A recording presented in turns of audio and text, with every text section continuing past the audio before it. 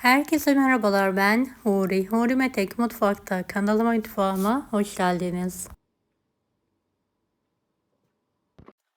Pratik, lezzetli, harika bir akşam yemeği tarifi hazırlıyorum.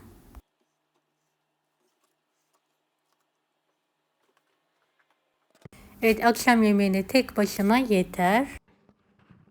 Tarifime hiç bekletmeden hemen başlıyorum.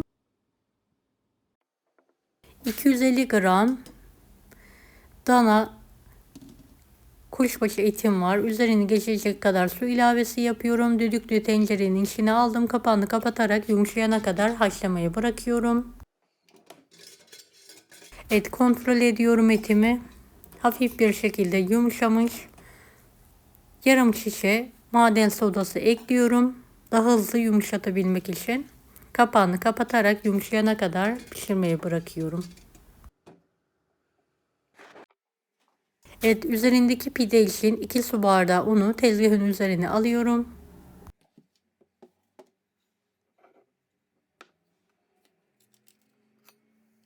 Bir yemek kaşığı kuru maya, 1,5 tatlı kaşığı tuz,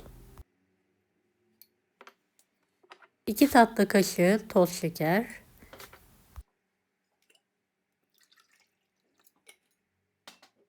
evet, yarım su bardağından biraz fazla olacak kadar su ilavesi yaparak şöyle orta sertlikte bir hamur hazırlıyorum.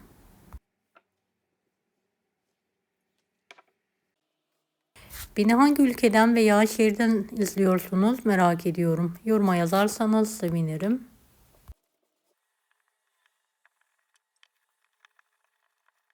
Evet, hamuru toparladıktan sonra bir yemek kaşığı sıvı yağ ekliyorum. Yoğurma işlemine devam ediyorum. Ve hamuru bir borcamın içine alarak mayalanması için kenara kaldırıyorum. 1,5 kuru soğanı yemeklik olacak şekilde doğruyorum.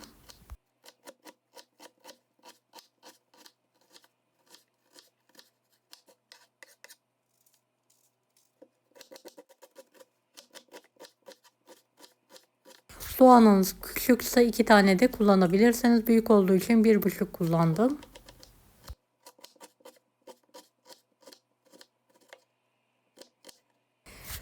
Doğradığım soğanları tencerenin içine alıyorum.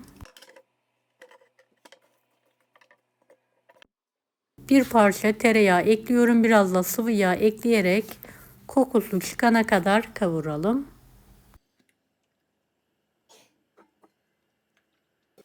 Evet, ara sıra karıştırıyorum.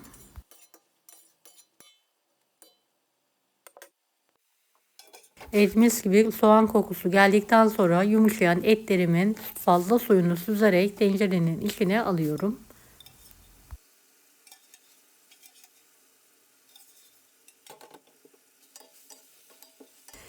Şöyle bir karıştırıyorum.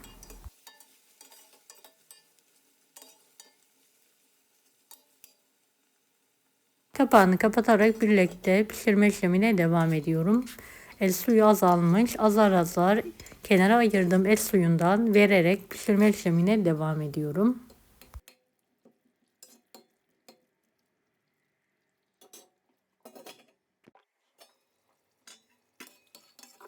Şöyle 2-3 yemek kaşığı kadar menemenlik sosum var. Ekliyorum.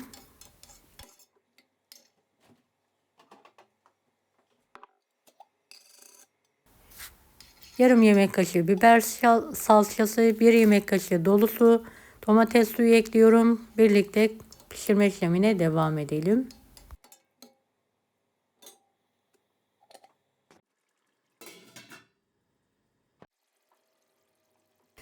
Evet, karabiber, kırmızı pul biber, bolca kekik, 1 tatlı kaşığından az tuz ekliyorum, karıştırıyorum.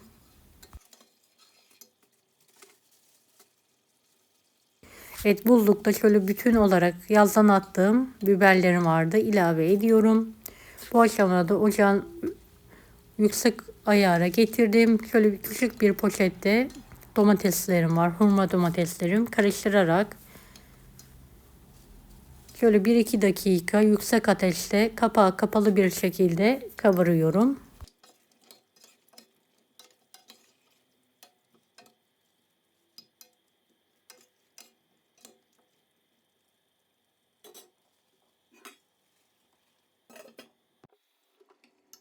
Evet, altını kapatıyorum ve borcama alıyorum.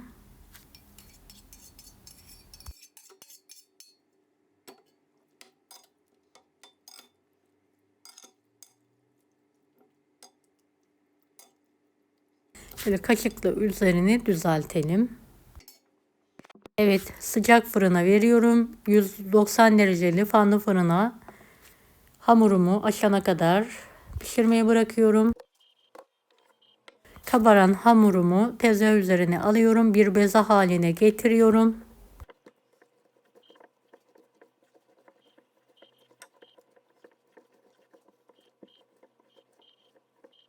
Bezeyi biraz dinlenmeye bırakalım.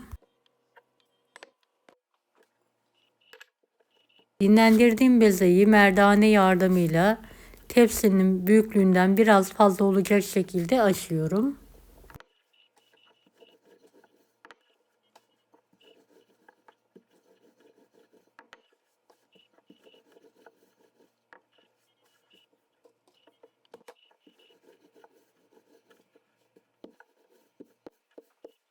Evet, hamurumu fazla inceltmiyorum.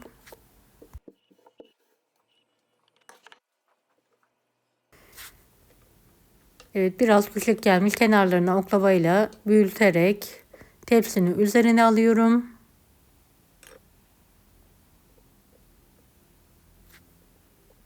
Kenarını da şöyle düzeltelim. Bir tane yumurtayı biraz yoğurt, biraz sıvı yağla çırptıktan sonra üzerine her tarafına gelecek şekilde sürüyorum.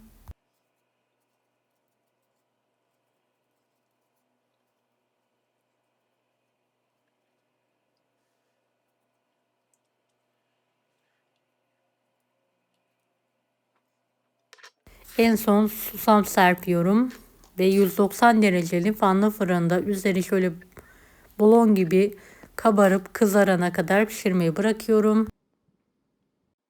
Evet, yemeğim fırından pişti, hemen fırından çıkartıyorum ve servise hazırlıyorum.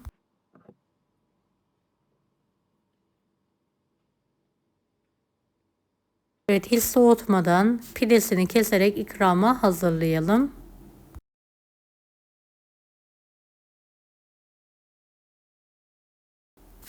Evet, o kadar lezzetli oldu ki anlatamam. Pidesi ve eti ayrı ayrı muhteşem bir lezzeti var. Mutlaka deneyin. Deneyecek olan herkese şimdiden kolaylıklar dilerim. Allah'a emanet olun. Hoşçakalın.